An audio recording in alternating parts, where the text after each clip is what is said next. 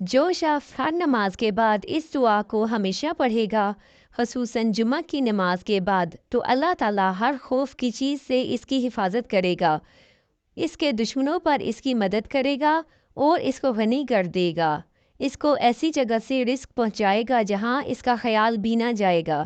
اور اس کی زندگی اس پر آسان کر دے گا اور اس کا قرض ادا کر دے گا اگرچہ وہ پہاڑ کے برابر ہو۔ دعا یہ ہے: بسم اللہ الرحمن الرحیم، یا اللہ یا احد یا واحد یا موجود یا جواد یا باسط یا کریم یا وہاب یا ذی الطول یا غنی یا مغنی یا فتاح یا رزاق یا علیم یا حکیم یا حی یا قیوم یا رحمان یا رحیم یا بدیع السماوات والارض یا ذی الجلال والاکرام یا حنان یا منان نفخنی منک بنفخۃ خیر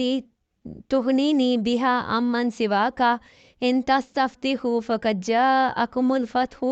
انا فتحنا لک فتحا مبینا نصر من اللہ وفتح قریب اللہم یا غنی یا حمید یا مبدی یا معید یا ودود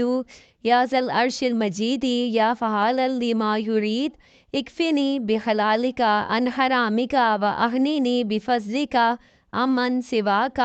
واحفظنی بما حفظت به الذکر وانصرنی بما نصرت به الرسول انک علی کل شیء قدیر۔